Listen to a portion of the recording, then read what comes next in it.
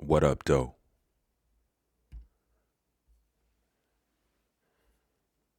This is the Evening Post, New York, New York.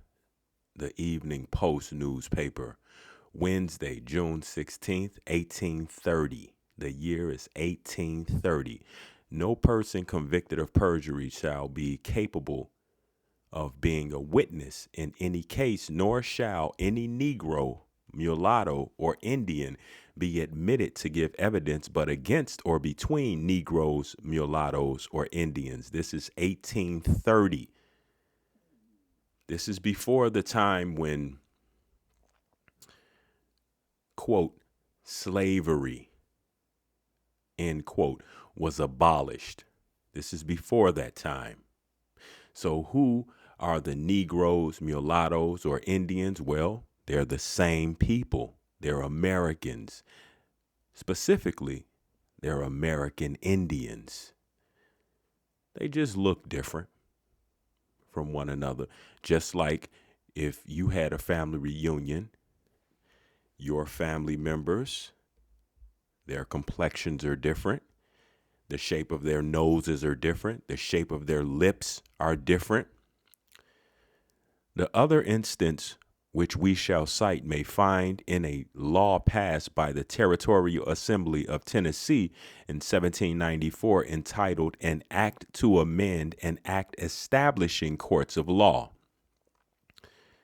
in the 32nd section of which the following passage occurs. All Negroes, Indians, mulattoes, and all persons of mixed blood descended from Negro and Indian ancestors to the third generation inclusive, though one ancestor of each generation may have been a white person, whether bond or free, shall be taken and deemed to be incapable in law to be witnesses in any case whatever, except against each other. But whether, however, the law of Georgia is unjust and arbitrary or not, there can be no possible excuse for mixing that measure up with the recent law of Congress.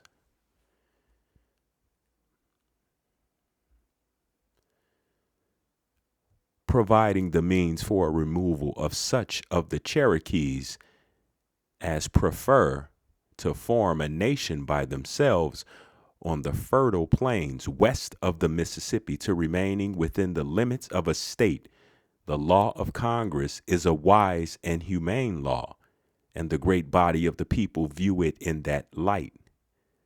The opposition prince, which now seek to jumble it with the act of the Georgia legislature, with which it has no proper or natural connection, may thereby afford themselves an opportunity of repeating a few of their worn out declamations. But except by the blindest and most violent devotion of party, they cannot hope their sophistry and insincerity will long remain undetected. From as far back as I can remember, newspapers have always been looked at as only having maybe a fraction of the truth, or being or disseminating a fraction of the truth. Are there any newspapers today? The Washington Post, the New York Times, the the LA Times, the Chicago Tribune, the Chicago Sun-Times. Do newspapers still exist? I guess they exist in the form of websites now. Although these newspapers, it seems, didn't get the memo about political correctness. It's almost as if they're just telling it like it is, regardless of how disgusting that is. It's still propaganda. It's still a propaganda tool. albeit not as powerful as it is today. It's been tried and true. And now you don't have the printed newspaper anymore, or at least I haven't seen any. And now you have amateur journalists who are on streaming platforms, and they share those platforms with network news, which I'm sure a lot of network news channels disguise themselves as amateur streaming channels. But now you have amateurs digging into a story, whether their search is strictly for truth or whether it's strictly for views. There's a lot of information being disseminated, true and false, reality and illusion. This is, in fact, an act of war that the very people who are being occupied, by a foreign invader, the very people are now cooperating and have no idea that they're cooperating with them. The Daily National Journal newspaper, Washington, District of Columbia, June 1st, 1830. Again, 1830 is the time before or around the time that so-called slavery was being abolished. Okay? So, Daily National Journal newspaper, Washington, District of Columbia, June 1st, 1830. But I would like to know what he intends doing with the Negro population. Are they to vote, or are the slave-holding states to release their Negro weight in this new government? And I would ask your grave counsel what he intends to do with the Indians that he and the states of Georgia, Alabama, and Mississippi have made citizens of the United States. Are the Chickamaugas and the Cherokees and Choctaws to vote man for man with us? Or how is this settled? When His Excellency in Missouri, or the state to be formed northwest of Missouri, shall metamorphose the Sioux, Sacs, Foxes, Osages, and Blackfeet tribes, with numerous others, into citizens of the United States. Are they man for man to vote against the free men of the old United States? Do you gravely think, sir, that the Yankees will stand their ground in his new government against his Negro and Indian subjects?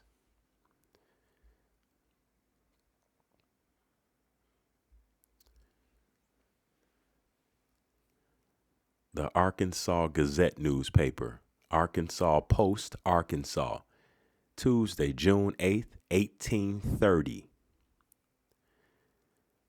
Runaway Negro in jail, breaking news, was recently committed to the custody of the undersigned, a Negro man who says his name is Pleasant, that he belongs to a Mr. Stokes, a Negro trader. He belongs to Mr. Stokes, a Negro trader, which means he worked for him, who bought him in North Carolina, and that he ran off from his master when passing through the Choctaw Nation of Indians toward Natchez a short time before Christmas last.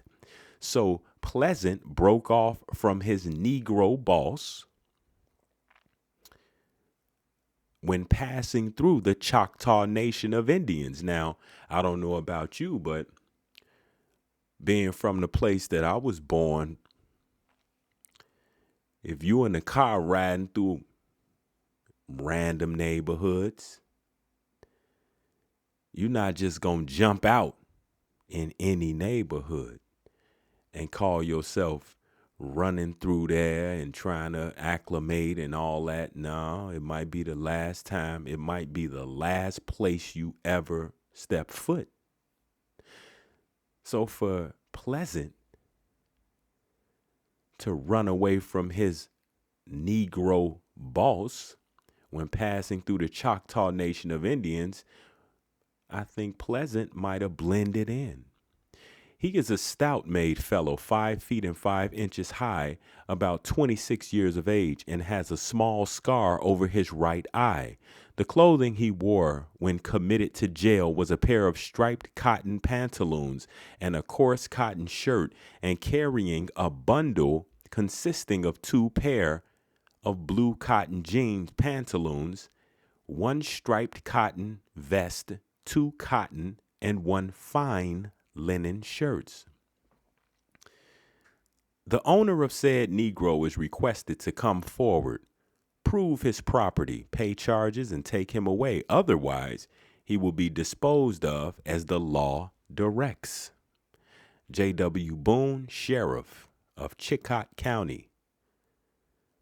It's April 15th, 1830.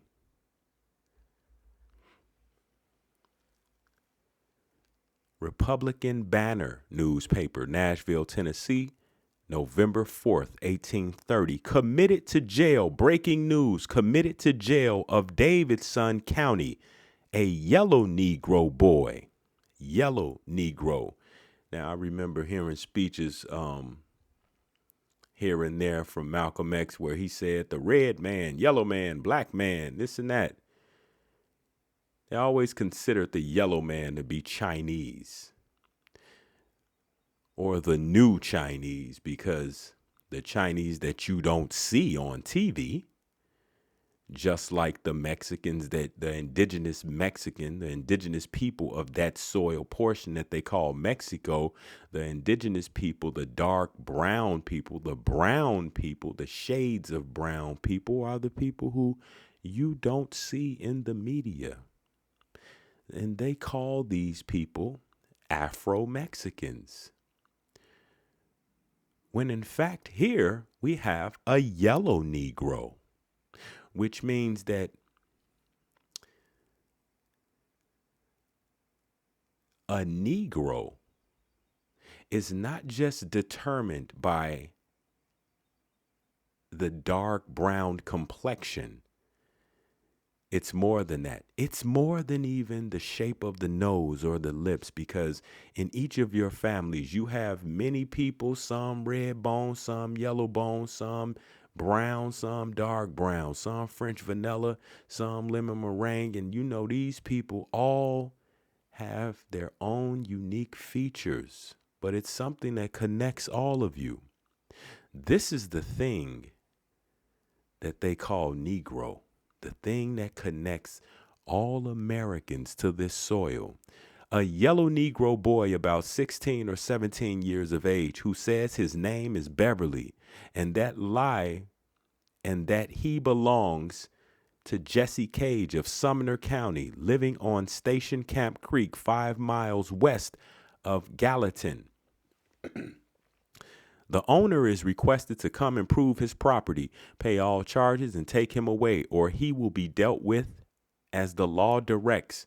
Edward Daniel, jailer, November 1st. The Anglo-Saxons came and did the mass imprisonment in order to gain a level of control, along with their laws, along with their Bible. Yep. They planted that flag with that cross on it.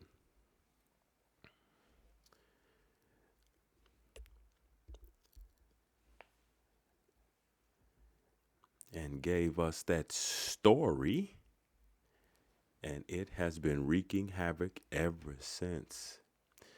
The Poughkeepsie Eagle newspaper, Poughkeepsie, New York, real American Indian business.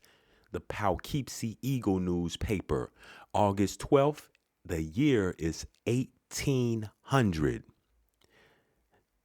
You dig?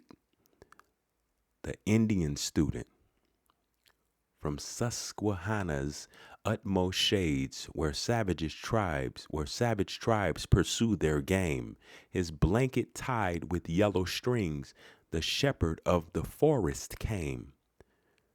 From long debate the council rose, and viewing Shellam's tricks with joy, to Harvard Hall or waste of snow, they sent the tawny-colored boy, beige baby. A while he read, a while he wrote, a while he learned the grammar rules. An Indian savage, so would bring great credit promised to the school. Some thought he would in law excel. Some thought he would in physics shine. But one who thought him passing well beheld in him a found divine. But one of more discerning eye. But in then could other prospects show. We saw him through his Virgil by to wander with his dearest bow. Bow and arrow, that is. Returning to his rural reign, the Indians welcomed him with joy. The council took him home again and blessed the tawny-colored boy. Lancaster Intelligencer newspaper, Lancaster, Pennsylvania, July 12th, 1825. Breaking news. Jonathan's visit to the South. Did you ever go down to the South? What shows of black niggers is there? They've white eyes and ivory mouth and wool on their heads instead of hair. They're a dull-looking set you must own, but Jemima, how they will track it when the driver his cart whip takes down and they hear him beginning to crack it. Some plow with the broad hoe and shovel their cotton cart home on their heads. I'll be swamped too, if that isn't novel. I wonder they don't borrow sleds. But it does heat all nature to see how they shine in the sun. How they shine in the sun when they're hoeing of cotton or tatters with hardly a stitch of clothes on. They examine in the nigger. It's almost disgusting. Poetry nonetheless. They're poets. They're artists. Lancaster Intelligencer, and we move on. Some of them have pleasanter task, to their knees in the sugar so sweet, a trampling it down in great cask. I vow it's too nasty to eat. Let father catch one in his meal. If he didn't clear out mighty quick, I guess he would learn him to feel. He'd dress him, all venture, too slick. The gentry indeed they are grand. I swan it's a nation delight. For Blackie with cap in his hand, to worship him morning and night. But I was so awkward, they said.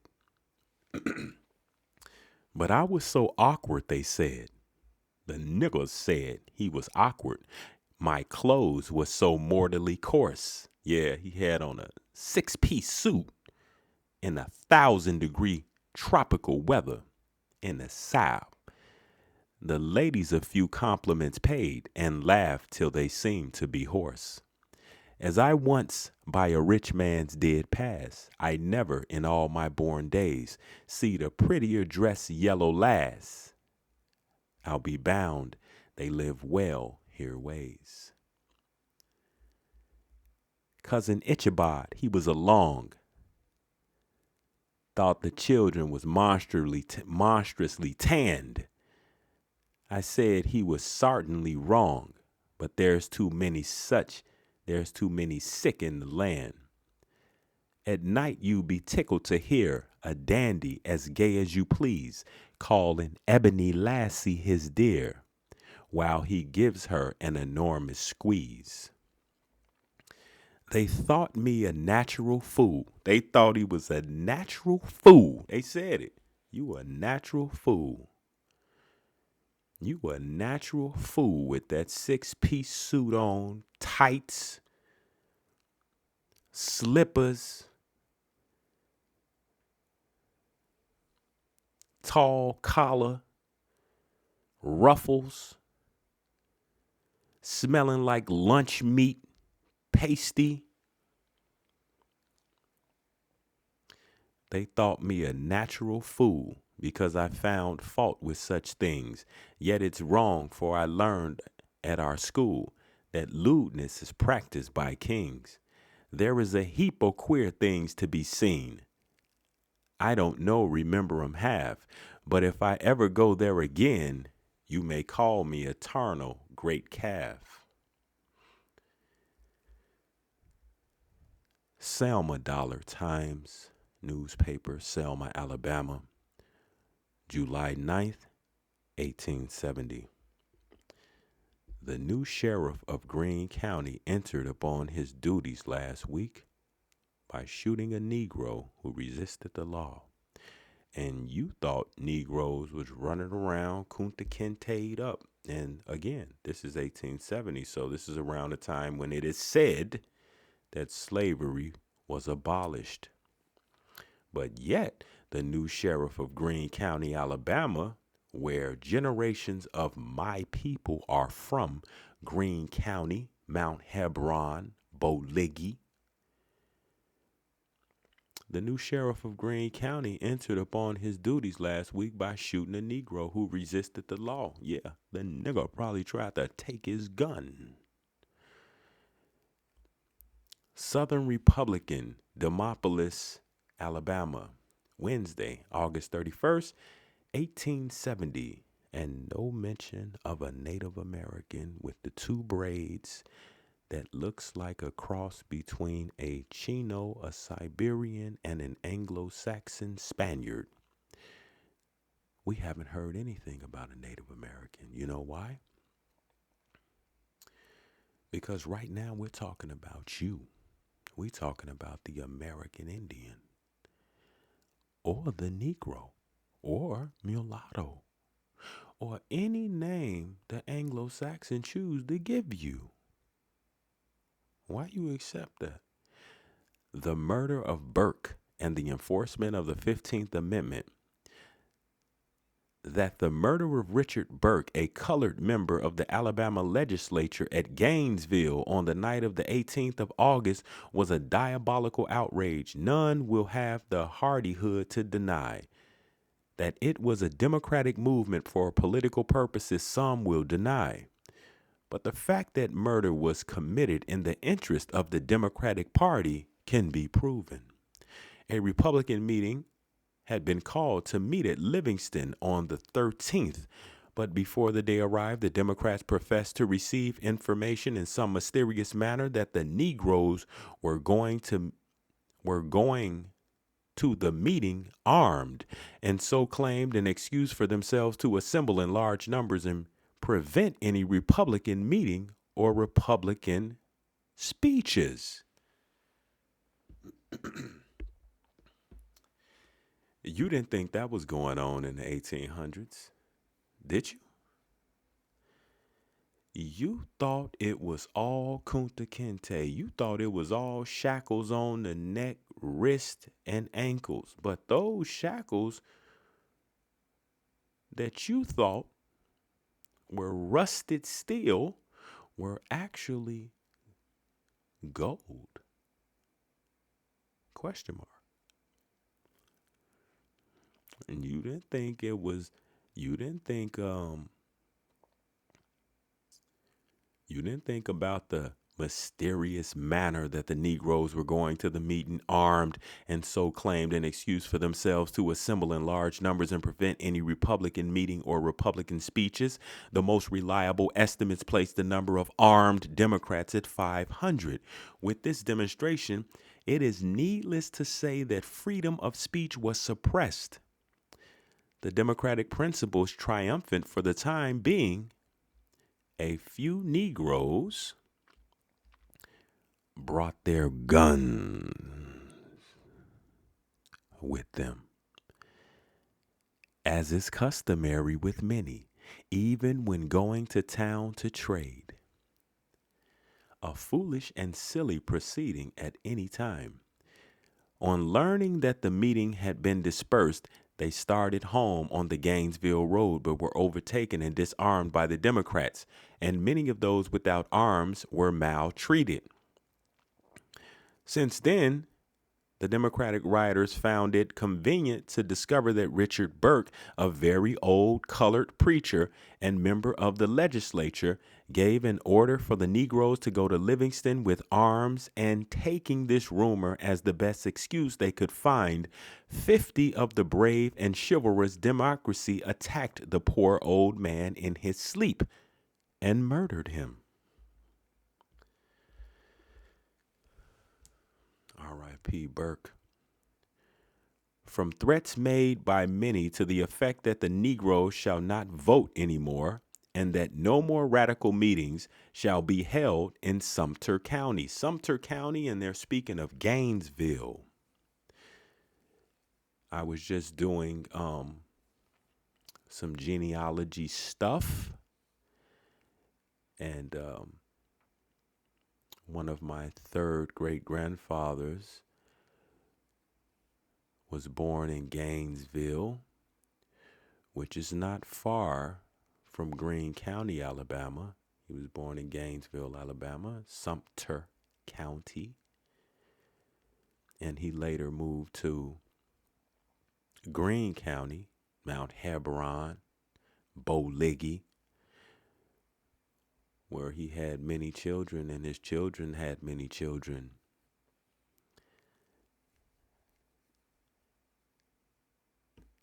And now I'm here. And that no more radical meetings shall be held in Sumter County, that they will kill all radical Negroes and others of like nature. It is evident that these demonstrations are for political effect, and that by their aid, the Democracy hope to carry the state in the coming election, as they recently did in North Carolina. It is useless for Democrats to deny this. No one will believe but that the Democratic leadership, that the Democratic leaders in any county could prevent all such proceedings in their county if they would try. It is not a case of one man murdering another out of malice or revenge, but a case wherein a large number of people are unlawfully banded together for political purposes, having rules and regulations of their own, which they are sworn to obey, although in conflict with the laws of the land, and which causes them to shed innocent blood and commit the highest crimes known to any law. Does this sound familiar? Today, it is known that their oaths bind them to promise to defeat the radical party at all hazards and to do their utmost to maintain white supremacy. And they act as though to do this, it must be necessary to kill a few blacks whenever a good opportunity occurs. The only thing that's different is to these particular political events, niggas no longer bring they guns. They bring picket signs. They lay down in front of trucks. Put their hands up. They take a knee. Here lies the danger. a political organization in a country which with rules in conflict with the law, which its members consider superior to and more binding than the law. If such things are to pass unnoticed, the sooner the state is remanded to a military dictatorship, the better it will be for the people. But the Congress, which gave the rights of citizenship and suffrage to the colored men, have framed a law for their protection in these rights, which these Democratic Ku Klux would do well to heed. For when tried by this law, they will not have a jury of their fellows, who have already sworn to clear them at all hazards, to find a verdict, but sentence will be pronounced by the United States court, and the army of the United States stand ready to execute it. These late outrages in Sumter County clearly come under the jurisdiction of the United States courts, as will be seen from extracts from the act to enforce the 15th Amendment given below. Okay. Pickens County Herald and West Alabamian newspaper, Carrollton, Alabama, Wednesday, August 31st, 1870. Breaking news. An incendiary plot nipped in the bud. The white men of Sumter will demand peace and security. From the Livingston Journal, 19th. Another firebrand has been thrown in our midst, and a scene of bloodshed has again been avoided through the promptness and decision of our people. Several weeks ago, it was announced that the Radical Party would hold a county convention in this place on the 13th, last Saturday. There being nothing unusual in such announcement and recognizing the right of all political parties to assemble in public meeting, this particular instance excited no special interest outside of the party concerned, and in fact, hardly elicited remark until Friday. At about 4 p.m. on that day, we received a dispatch from Bo Liggy in the adjoining county of Greene. Bo Liggy. Notifying us that Charlie Hayes, congressman, that's what Bo Liggy is where my father was born, in the adjoining county of Greene, notifying us that Charlie Hayes, congressman from the district, was coming to Livingston next day with the force of 200 Negroes if he could get them, but some refused to go. You didn't think things was happening like this in the year 1870, coming with a force of 200 Negroes, not Native Americans. And by Negro, we mean Americans. Oftentimes, the Anglo-Saxons will call themselves Americans because they are patriotic, but they are committing identity theft because they are not Americans. They are foreigners and or immigrants. Let's shake it. A few minutes later, we were shown a dispatch from a prominent and responsible citizen of Gainesville saying that 100 armed Negroes had passed through that place en route for Livingston. The intelligence fell upon our citizens like a peal of thunder from a cloudless sky, and measures were at once taken to put the community in a proper condition for any foe that might appear. Any foe. The Negroes were foes. Why were the Negroes foes? Why would the people of this soil be foes? Why were they looked at like that? Why were they immediately opposition? Well, think about it. Anyone different has been deemed ops, has been deemed the opposition.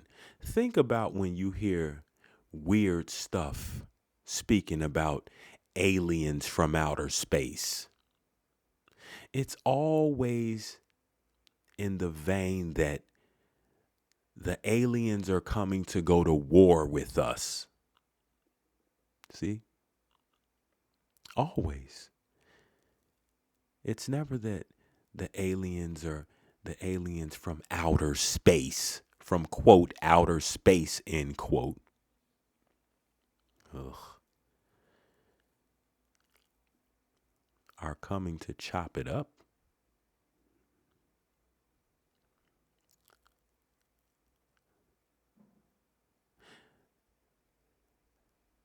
The intelligence fell upon our citizens like a peal of thunder from a cloudless sky, and measures were at once taken to put the community in a proper condition for any foe that might appear.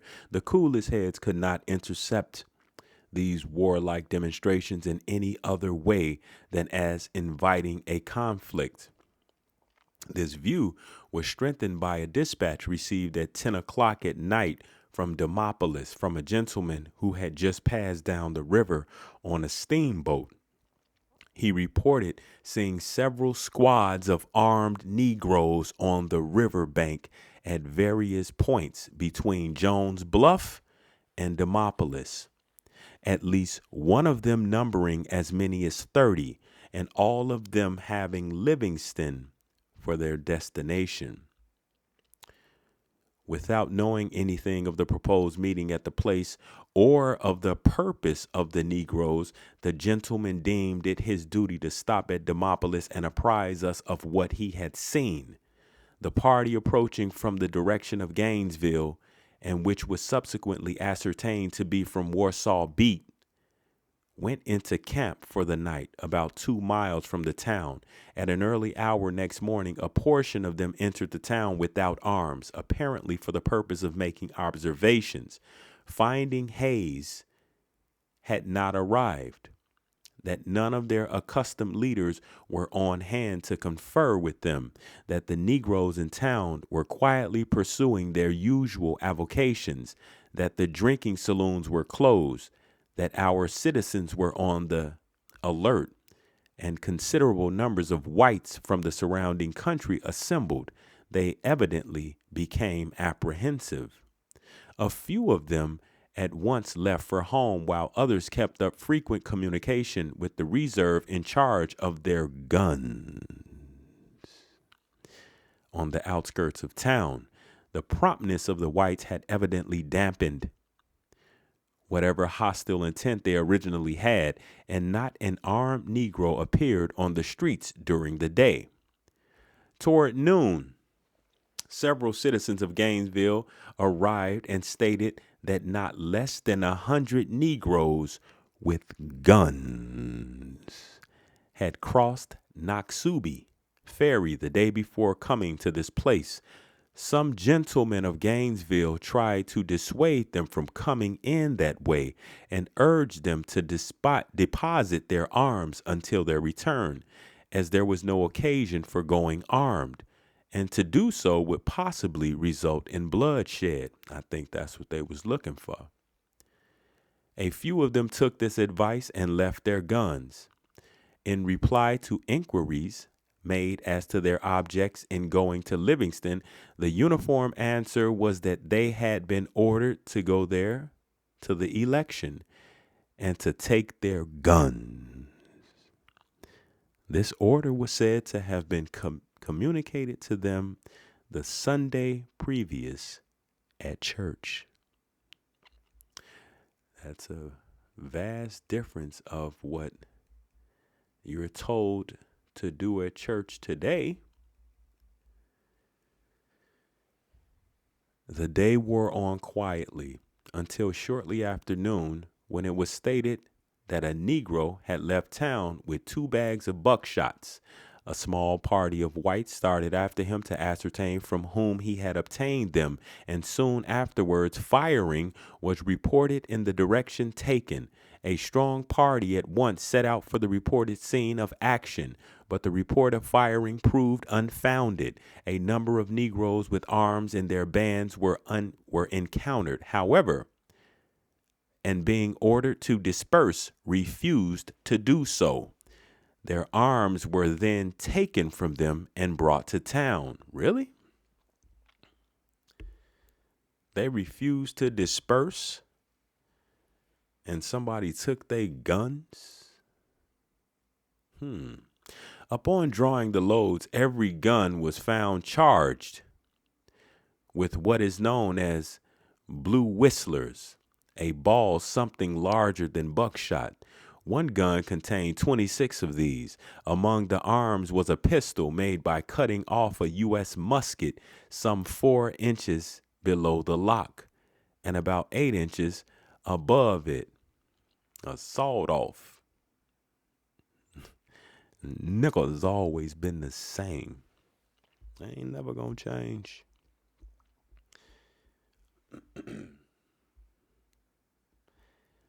This was loaded with a wad of tinfoil and 2 penny nails. This prompt action on the part of the whites restored quiet, the Negroes dispersing and going home, and none went more quickly than a squad of some 20 from Greene County who had posted themselves on the Jones Bluff Road. The conduct of our people on this occasion cannot be too highly complimented. Their numbers and the alacrity with which they acted doubtless prevented a scene of bloodshed plainly prefigured in the incidents related. And yet we saw no disposition manifested to commit acts of aggression or to interfere with anyone in the peaceful exercise of his rights. As usual, on Saturdays, there were a considerable number of Negroes from the country in town trading. As usual, on Saturdays, there were a considerable number of Negroes from the country in town trading and on other lawful business, but in no instance was one of them mistreated or in any way molested.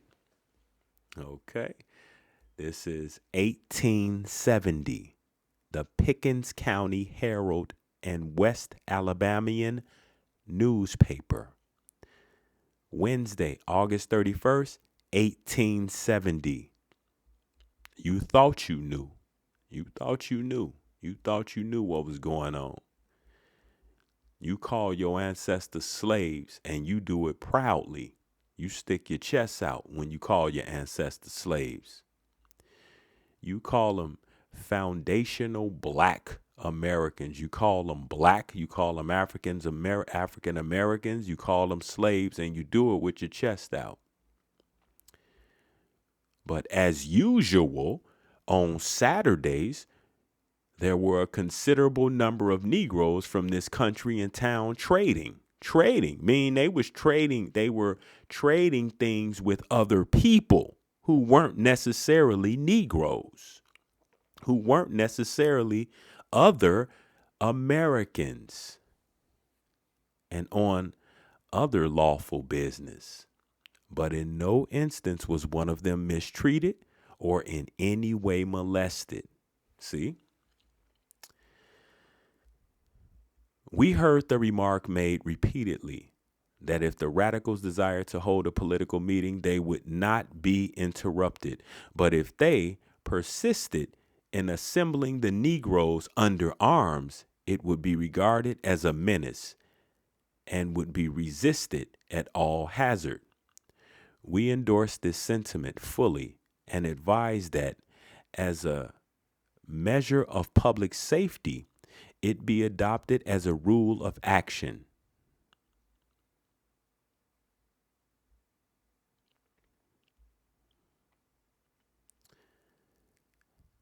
For 3 or 4 years, our people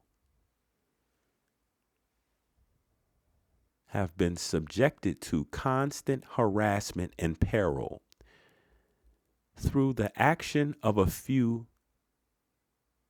devilish spirits or devilish spirits who have no regard for the interest or lives of whites or blacks, as long as they can advance their own ends.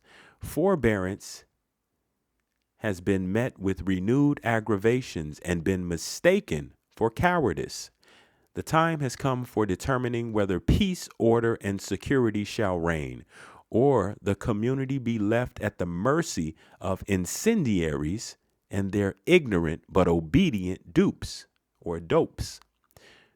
We can say for the white men of Sumter that they are ready for a decision of that question. If this be treason, make the most of it. We are informed that many Negroes, singly and in squads, and armed with guns, passed through here yesterday on their way to the Republican convention, which meets today at Livingston. We are afraid that guns will be the ruin of the Negro population yet. They said, we are afraid that guns will be the ruin of the Negro population yet. This is 1870, not 2025. To see armed men of any description preambulating the country under like circumstances means war. And if blood should flow from the menacing attitude of these armed blacks, they can blame nobody but themselves. Nothing, in our opinion, has done more to build up the murderous Ku Klux organization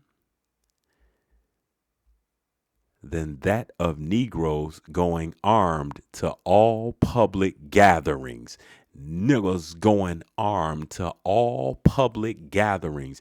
And if the Republican Party want an end put to Ku Kluxism, let them go to the fountainhead and stop this evil at once.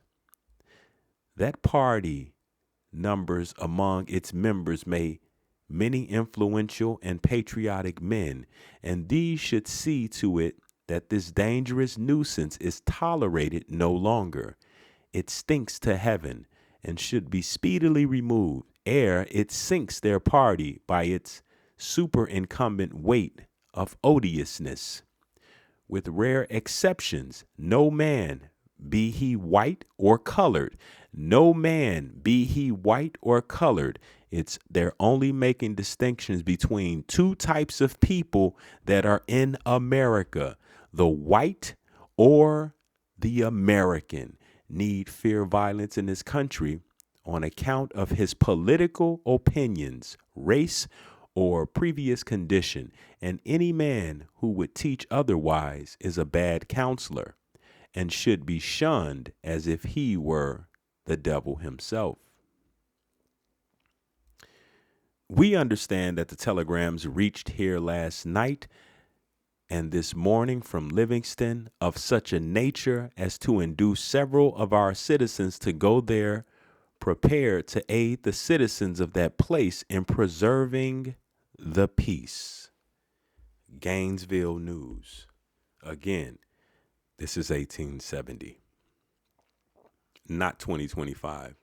Or is it? Alabama Reporter newspaper, Talladega, Alabama, Wednesday, June 15th, 1870. The latest from Tuskegee.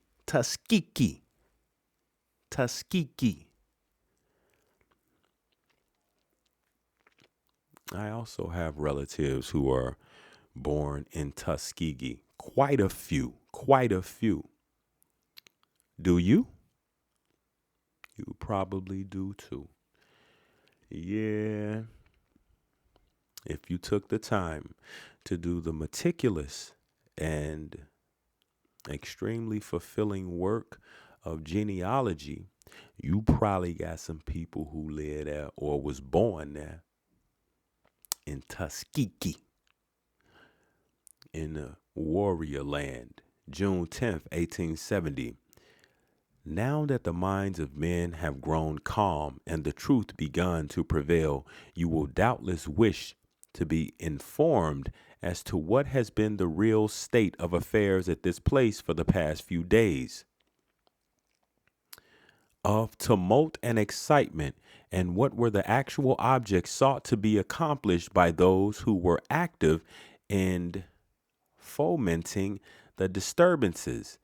It has been difficult, even here, to correctly estimate the dangers of the situation, and it is not to be wondered at that reports of a highly exaggerated character have been promulgated abroad.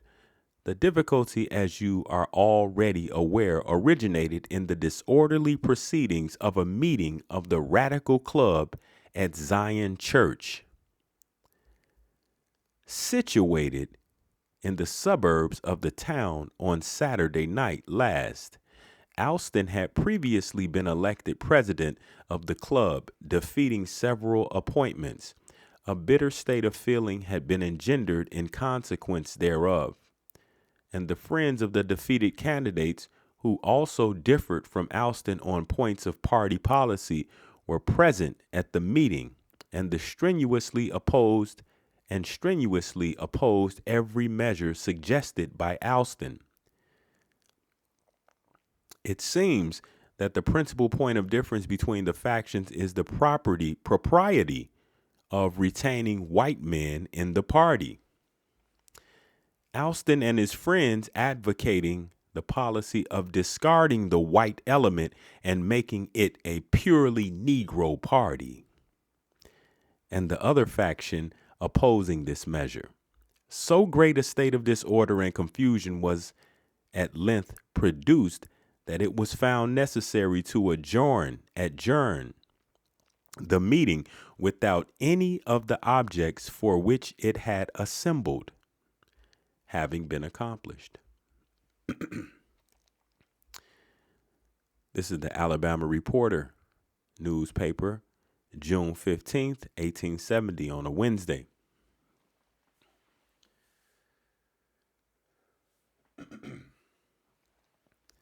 The enemies of Alston retired in bad humor and with abusive and threatening language. Shortly afterwards, Alston was shot. The next morning, 4 of the leaders of the opposition were arrested upon affidavits of Alston and his wife and lodged in jail.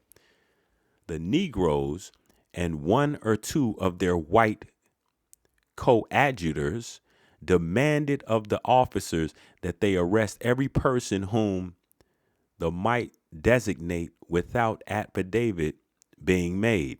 This was, of course, refused.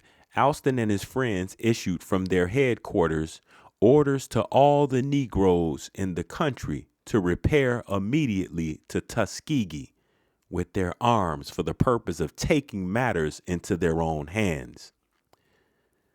Crowds of armed Negroes began to assemble with threats to burn the town, whip out the whites, tear down the jail, and do all manner of mischief generally.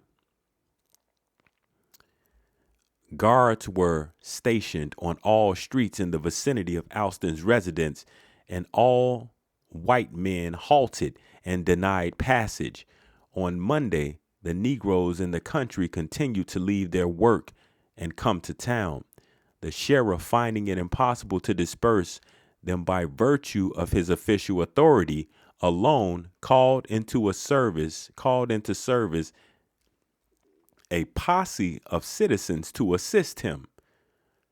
On Tuesday, finding peaceful measures unavailable, the posse gave the Negroes 10 minutes to disperse and leave the town, stating that if they did not do so, they would be fired upon. The Negroes then quietly dispersed.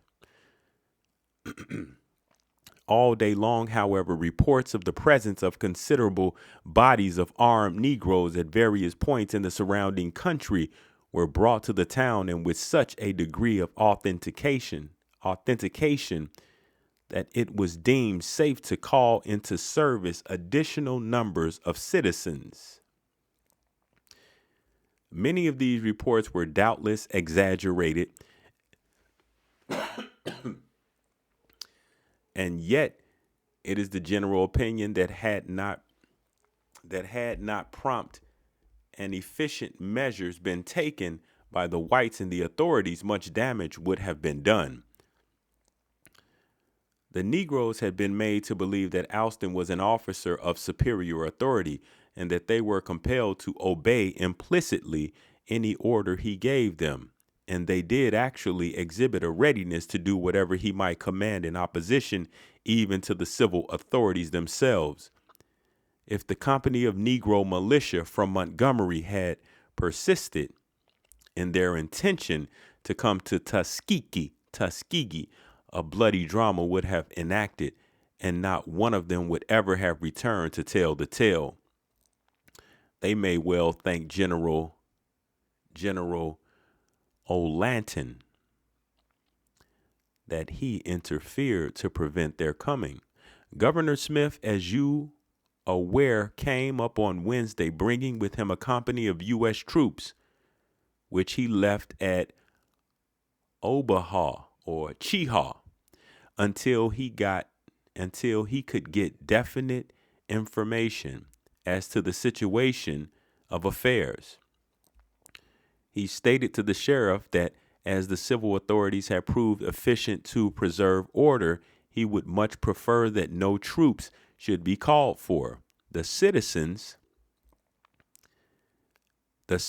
had, however, been on duty 3 days and nights and were thoroughly exhausted. And as the sheriff thought it advisable to have a guard to protect the prisoners in jail against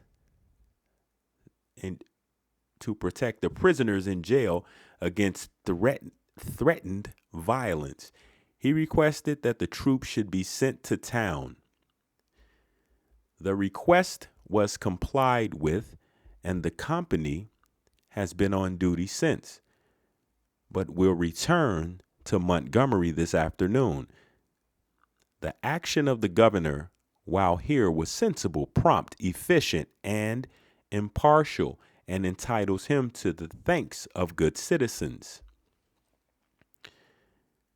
He instructed the civil officers to use every effort to discover the leaders in the disturbances, and in every case to bring them to punishment. He himself gave the names of some who were implicated. Several of the ringleaders have already been arrested, and others are being vigorously pursued. Our carpetbag postmaster Gilbert was about being implicated, but got wind of it and last night and took to his heels. He is, however, being pursued and we trust may be arrested. It is said that he advised the Negroes to take up arms and wrote the orders for their appearance in town. The trial of the 4 Negroes for shooting Alston is being proceeded with Judge Strange and Menifee presiding. Several days will be consumed in taking the testimony. All is now quiet along the lines. The citizens have laid aside the implements of warfare, and are engaged in their ordinary avocations.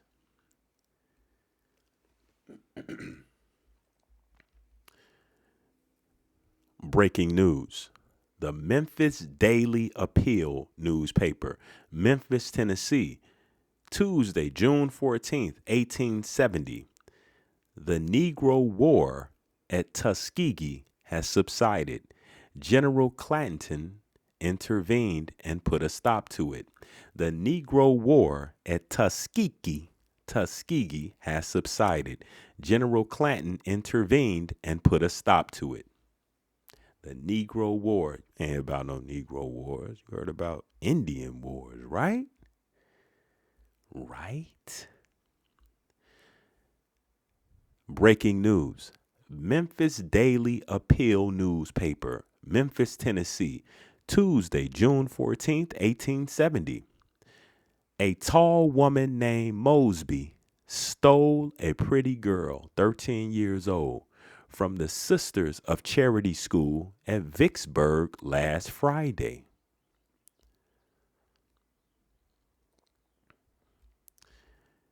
Breaking news. Memphis Daily Appeal newspaper, Memphis, Tennessee, Tuesday, June 14th, 1870. The year 1870. The mixture of whites and blacks in public schools is the most terrific question that upheaves the Mississippi legislature.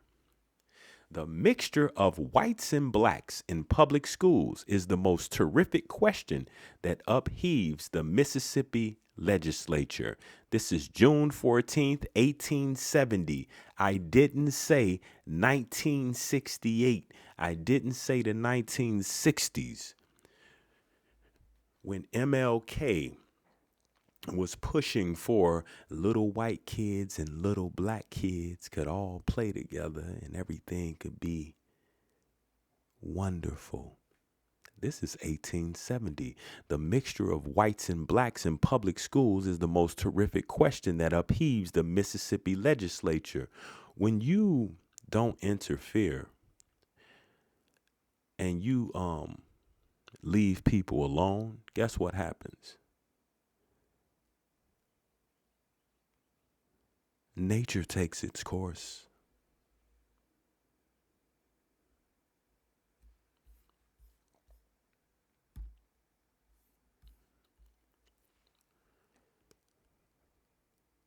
More breaking news is forthcoming.